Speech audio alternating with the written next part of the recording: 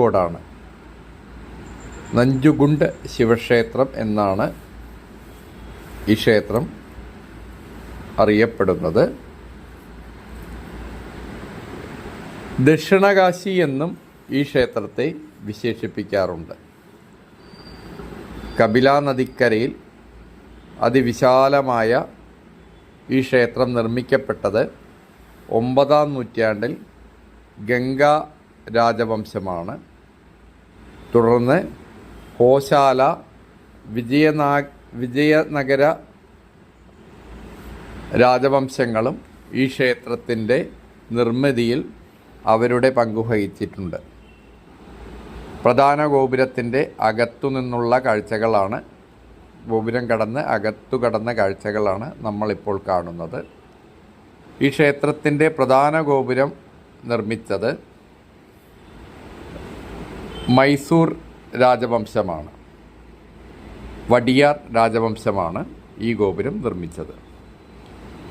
ഗോപുരത്തിലും ക്ഷേത്രത്തിലുമായി 100-ൽ പരം പുരാണ കഥാപാത്രങ്ങൾ കൊത്തിവയ്ക്കപ്പെട്ടിട്ടുണ്ട്. ഈ ക്ഷേത്രവും ടിപ്പു സുൽത്താനുമായി ഒരു കഥയുണ്ട്. ടിപ്പു സുൽത്താൻ്റെ ആനയ്ക്ക് കണ്ണിൽ ചെറിയ അസുഖം വരികയും അത് ഭേദമാവാതെ വന്നപ്പോൾ അദ്ദേഹം ഈ ക്ഷേത്രത്തിൽ വന്ന് പ്രാർത്ഥിക്കുകയും അതിനുശേഷം ആ ആനയുടെ അസുഖം ഭേദമാവുകയും അതിൻ്റെ ഒരു വഴിപാടെന്ന നിലയ്ക്ക് അദ്ദേഹം പഞ്ചമുഖ ശിവലിംഗം, പച്ച കല്ലിൽ നിർമ്മിച്ച പഞ്ചമുഖ ശിവലിംഗം ക്ഷേത്രത്തിന് അദ്ദേഹത്തിൻ്റെ സംഭാവനയായി നൽകിയെന്നും പറയപ്പെടുന്നു. ക്ഷേത്രത്തിൻ്റെ ഗോപുരക്കാഴ്ചയാണ് ഇപ്പോൾ കാണുന്നത്. ക്ഷേത്രത്തോട് ചേർന്ന് ശിവൻ്റെ അതിവിശാലമായ ഒരു വലിയ ഒരു പ്രതിമ ഉണ്ട്. ഒരു നല്ലൊരു ഉദ്യാനവുമുണ്ട്.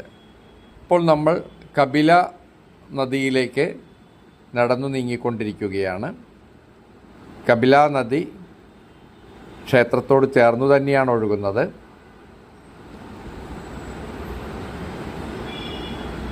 ഒരു മെയിൻ റോഡ് പോകുന്നുണ്ട്. അതിൻ്റെ ഒരു അണ്ടർപാസ്സാണ് ഇപ്പോൾ ഞാൻ കാണിച്ചുകൊണ്ടിരിക്കുന്നത്. അണ്ടർപാസിലൂടെ പോയി കഴിഞ്ഞാൽ കപില നദിയിലേക്ക് നമുക്ക് എത്തിച്ചേരാം.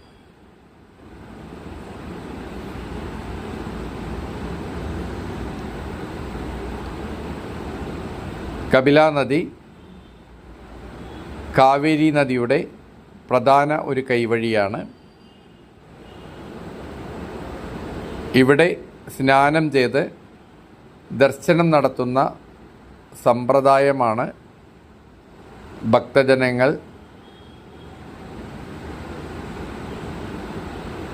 അനുവർത്തിച്ചു വരുന്നത്. കപില നദിയുടെ മനോഹരമായ കാഴ്ചകളാണ് നമ്മൾ കണ്ടുകൊണ്ടിരിക്കുന്നത്.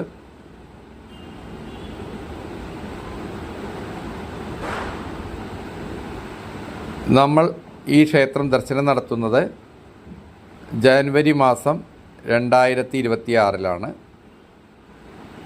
ഇതിനോട് ചേർന്ന് വിനോദസഞ്ചാരികൾക്കായുള്ള കുതിരസവാരി തുടങ്ങിയ ചെറിയ ഫെസിലിറ്റികൾ ഇവിടെയുണ്ട്. ഇത് ക്ഷേത്രത്തോട് ചേർന്നിട്ടുള്ളൊരു കുളമാണ്.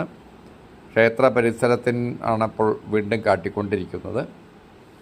ക്ഷേത്രത്തിൻ്റെ ചുറ്റമ്പലമാണ്. ക്ഷേത്രത്തിൻ്റെ ചുറ്റമ്പലത്തോട് ചേർന്ന് 2 രഥങ്ങൾ കാണാം. ഇവിടുത്തെ ഉത്സവം, പ്രധാന ഉത്സവം രഥോത്സവമാണ്. ആ രഥോത്സവത്തിന് ഉപയോഗിക്കുന്ന രഥങ്ങളാണ് നമ്മൾ ഇപ്പോൾ കാണുന്നത്. രഥങ്ങൾ, ക്ഷേത്രത്തിൻ്റെ പ്രധാന ഉത്സവം രഥോത്സവമാണ്.